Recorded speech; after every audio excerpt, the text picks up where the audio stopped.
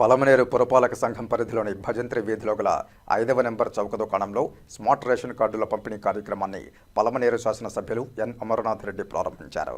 ఈ సందర్భంగా ఆయన మాట్లాడుతూ కూటమి ప్రభుత్వం ఇచ్చిన మాట ప్రకారం అన్ని హామీలను అమలు చేస్తోందని, అందులో భాగంగా స్మార్ట్ రేషన్ కార్డులను పంపిణీ చేస్తున్నామని, ఈ స్మార్ట్ కార్డులపై ప్రభుత్వం గుర్తింపు ఉంటుందే తప్ప ఏ ఇతర నాయకుల ఫోటోలు ఉండవని, గత ప్రభుత్వంలో వారి చిత్రాలను ముద్రించుకుని కార్డులను పంపిణీ చేశారని, ప్రభుత్వానికి సంబంధించిన ఏ కార్యక్రమమైనా ప్రభుత్వ గుర్తింపు ఉంటుందే తప్ప నాయకుల చిత్రపటాలు ఉండవని, ఈ స్మార్ట్ కార్డులు క్యూఆర్ కోడ్ చేయడంతో వారి కుటుంబంలోని అందరి వివరాలు తెలుస్తాయని, ఎలాంటి అవకతవకలకు అవకాశం ఉండదని, దీంతోపాటు ఆదాయ మార్గాలపై దృష్టి సారించి అభివృద్ధిని చేపడుతుందని, కొందరు వ్యక్తులు వికలాంగుల పెన్షన్ను తీసివేస్తున్నామని దుష్ప్రచారం చేస్తున్నారని, అర్హులైన వారందరికీ వికలాంగుల పెన్షన్ అందేలా చర్యలు తీసుకుంటున్నామని, ఎవరైతే అనర్హులు ఉంటారో అలాంటి వారిని తొలగిస్తామని తెలిపారు. మంచి కార్యక్రమానికి ఈ కూటమి ప్రభుత్వం శ్రీకారం చుట్టింది.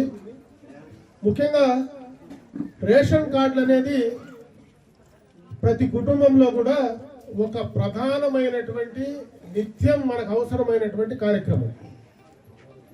దాన్ని ఒక స్మార్ట్ కార్డుగా రూపొందించి దాని ద్వారా ప్రభుత్వం నుంచి వచ్చేటువంటి అన్ని సంక్షేమ కార్యక్రమాలు ఈరోజు మనకు నిత్యావసరానికి కావలసినటువంటి వస్తువులు కావచ్చు, బియ్యం కావచ్చు, గోధుమలు కావచ్చు, చక్కెర కావచ్చు, రకరకాల నూనె కావచ్చు, రకరకాలైనటువంటి నిత్యావసర వస్తువులు తక్కువ ధరలకు రేషన్ స్టోర్ల నుంచి తీసుకోవడం, అదేవిధంగా పెన్షన్ కానీ, ఆరోగ్యపరంగా మనకు ఉన్నటువంటి సమస్యల పరంగా కానీ, అదేవిధంగా మన బిడ్డలు చదువుకుంటే వాళ్ళకు రావాల్సినటువంటి కార్యక్రమాలు కానీ, అటువంటి సంక్షేమ కార్యక్రమాలకు అన్నిటికీ ముఖ్యమైనటువంటి కార్యక్రమం ఈ రేషన్ కార్డు.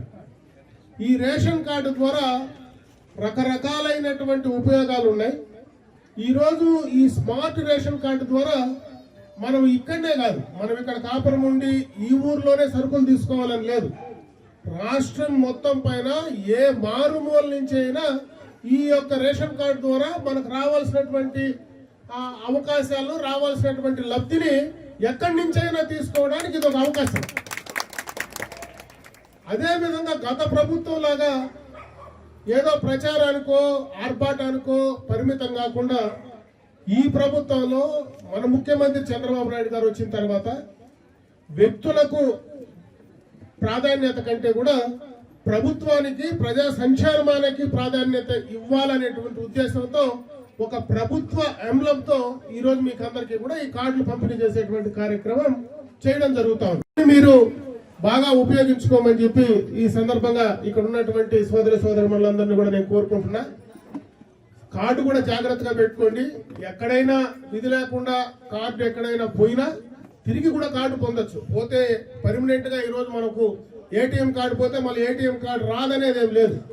ఏటీఎం కార్డు పోయినా దాన్ని బ్లాక్ చేసుకొని తీసుకోవచ్చు.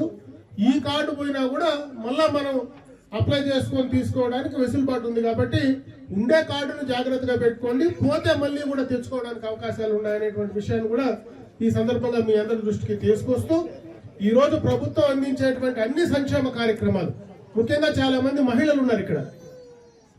ఎన్నికలకు మునుపు చంద్రబాబు నాయుడు గారు ఏదైతే సూపర్ 6 కింద పథకాలు మీకు ఇస్తానన్నారో వాటిని పూర్తిగా మొన్న ఆగస్టు 15వ తేదీ నాటికి అమలు చేసి ఇవ్వడం జరిగిందని చెప్పి ఈ సందర్భంగా మీ దృష్టికి తెస్తా ఉన్నా. మొట్టమొదటిగా పెన్షన్ ఒకే దఫా 4,000 మేము అధికారంలోకి వచ్చిన తర్వాత ఇస్తామని ఎన్నికలకు మునుపు 3 నెలల ముందే మేము ప్రకటించాం. ఆ రోజు మేము అధికారంలో లేవు.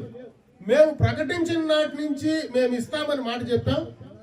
ఆ మాట ప్రకారమే ఎన్నికలైపోయి మీ అందరి సహకారంతో కూటమి ప్రభుత్వం అధికారంలోకి వచ్చిన తర్వాత ఆ 4,000కు ఆ గడచిన ప్రభుత్వంలో కలిపినటువంటి 3,000 కూడా కలిపి 7,000 ఒకేసారి ఇచ్చినటువంటి ఘనత కూడా ఈ ప్రభుత్వానికి దక్కుతుంది. అదే కాదు, వికలాంగుల పైన ఈ ప్రభుత్వమే, అంటే తెలుగుదేశం గతంలో ప్రభుత్వం, ఈరోజు కూటమి ప్రభుత్వం మొట్టమొదటి రోజు నుంచి వికలాంగులకి అనేటువంటి దాన్ని గుర్తించిందే తెలుగుదేశం ప్రభుత్వం. ఈరోజు వికలాంగులకు 6,000 రూపాయలు పెన్షన్ చేస్తానన్నాం, 6,000 ఇస్తున్నాం. అదేవిధంగా ఆరోగ్యపరంగా సమస్యలుంటే ఎవరైనా క్యాన్సర్ బారినో లేదంటే డయాలసిస్ పేషెంట్లు ఉంటే వాళ్లకు 10,000 ఇస్తానన్నాం, 10,000 ఇస్తున్నాం. ఎవరైనా ఇంట్లో పూర్తిగా కూడా కదలలేనటువంటి స్థితిలో ఉండేటువంటి ఎవరికైనా ఇబ్బందులుండి పెరాలసిస్ వచ్చి అతను పూర్తిగా నడవలేక కదలలేకుండా ఉంటే వాళ్లకు 15,000 పెన్షన్ ఇస్తానన్నాం. ఆ 15,000 పెన్షన్ కూడా ఈ రోజు మేము అధికారంలోకి వచ్చిన నుంచి కూడా అమలు చేస్తా ఉన్నాం. పోలవరాన్ని కంప్లీట్ చేస్తా ఉన్నాం. మరి ఈ రోజు అమరావతి క్యాపిటల్ కంప్లీట్ చేస్తా ఉన్నాం. ఇవన్నీ కూడా అంచెలంచెలుగా చేసేటువంటి పరిస్థితి ఈ రోజు ఈ ప్రభుత్వంలో ఉంది. దీనికి కూడా ప్రధాన కారణం 2019 నుంచి 24 దాకా జగన్మోహన్ రెడ్డి గారు తీసుకున్నటువంటి నిర్ణయాలు. ఆనాడు ఆ ప్రభుత్వం పూర్తిగా కూడా అవినీతిలో కూరుకుపోయి ఈ రాష్ట్రాన్ని ఆర్థికంగా అధఃపాతాల్లోనికి తొక్కేస్తే ఈ సంవత్సరంలో దాన్ని మళ్ళీ తిరిగి గాడిన పెట్టి మరి ఆ వ్యవస్థలను గాడిన పెట్టి ఈ రోజు ఈ రాష్ట్రానికి రావాల్సినటువంటి పెట్టుబడులు ఏమున్నాయో వాళ్ళను భయపెట్టి తరిమేస్తే వాళ్ళను మళ్ళా ఈ రాష్ట్రానికి తీసుకురావడానికి దాదాపు 1 సంవత్సర కాలం ఈ రోజు మాకు పట్టింది. అంచెలంచెలుగా కూడా రాబోయే కాలంలో ఈ కార్యక్రమాలన్నీ కూడా పూర్తి చేయబోతా ఉన్నాం. ముఖ్యంగా ఈ నియోజకవర్గంలో అన్ని కూడా ఈ యొక్క మారుమూలు ఉండేటువంటి అన్ని గ్రామాలకు కూడా రోడ్లకు కావాల్సినటువంటి కార్యక్రమాలన్నీ కూడా పూర్తి చేయబోతా ఉన్నాం. ఇక్కడ మన పలమనేరు పట్టణంలో ఎడ్యుకేషన్ కి సంబంధించి కూడా మనకు ఒక బాలికలకు సంబంధించినటువంటి హాస్టల్ గాని, అదే విధంగా బాలులకు సంబంధించినటువంటి హాస్టల్ గాని దాదాపు 8 కోట్లతో 2 కూడా మొన్ననే శాంక్షన్ చేసి తీసుకొచ్చాం. అవి కూడా త్వరలోనే ఫౌండేషన్ వేసి ఆ కార్యక్రమాన్ని కూడా ఈ ప్రాంతంలో కంప్లీట్ చేయబోతా ఉన్నాం. అటుపక్క విద్యాపరంగా, సంక్షేమ పరంగా, అభివృద్ధి పరంగా అన్ని కూడా అంచెలంచెలుగా కూడా ముందుకు తీసుకెళ్ళడానికి ఈ యొక్క కూటమి ప్రభుత్వం ముందుకు వెళ్తా ఉంది. కాకపోతే కొంత సమయం ఎక్కువ పట్టినటువంటి కారణం కూడా ఈ సందర్భంగా చెప్పాలి. కాబట్టి గత ప్రభుత్వం తీసుకున్నటువంటి తప్పుడు విధానాలు, తప్పుడు నిర్ణయాల వల్ల ఇంతకాలం పట్టింది. ఇంకా రాబోయే కాలంలో ఖచ్చితంగా ఈ రాష్ట్రాన్ని మరి ఆదాయంగా మార్చి దాని ద్వారా వచ్చేటువంటిది ఇంకా ప్రజలకు ఎక్కువ సంక్షేమ కార్యక్రమాలు తీసుకురావడానికి తప్పనిసరిగా కూడా వాటిని మేము పూర్తి చేస్తా ఉన్నాం.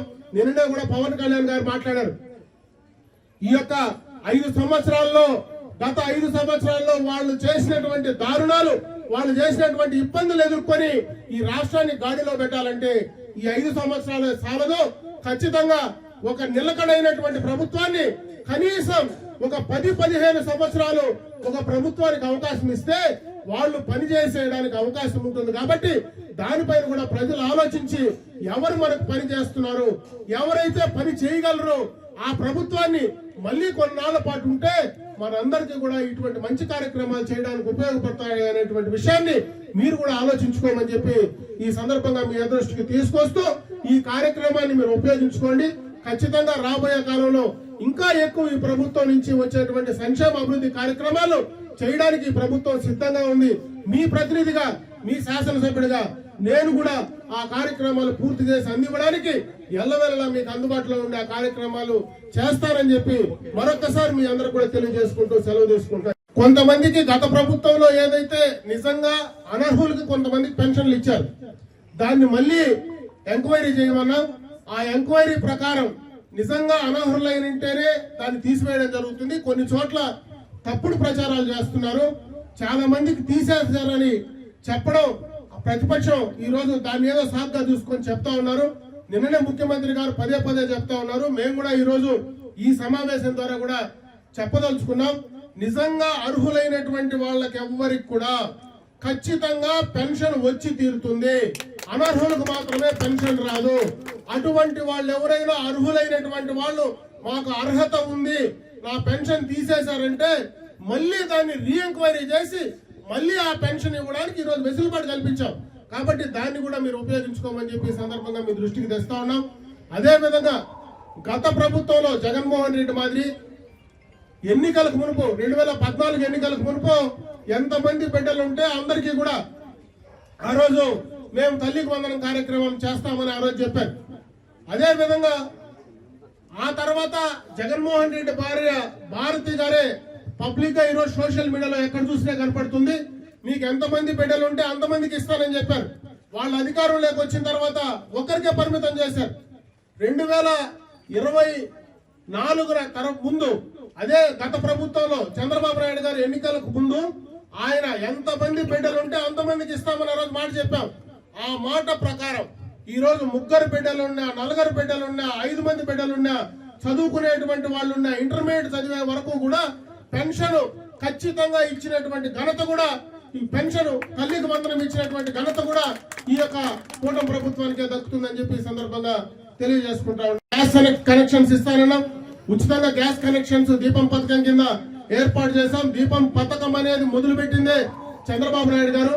ఈ రోజు మళ్ళీ అధికారంలోకి వచ్చిన తర్వాత ఆడబిడ్డలు కట్ల పొయ్యలతో వ్యవసాయం వంట చేసుకోకూడదు, వాళ్ళు పూర్తిగా కూడా ఆరోగ్యపరంగా బాగుండాలనేటువంటి ఉద్దేశంతో చంద్రబాబు నాయుడు గారు తీసుకున్నటువంటి నిర్ణయం ఈ రోజు అందరికీ కూడా ఉచితంగా గ్యాస్ కనెక్షన్లు ఇచ్చినటువంటి కార్యక్రమం, సిలిండర్లు ఇచ్చేటువంటి కార్యక్రమాన్ని కూడా తీసుకోవడం జరిగిందని చెప్పి సందర్భంగా మీ దృష్టికి తెస్తా ఉన్నా.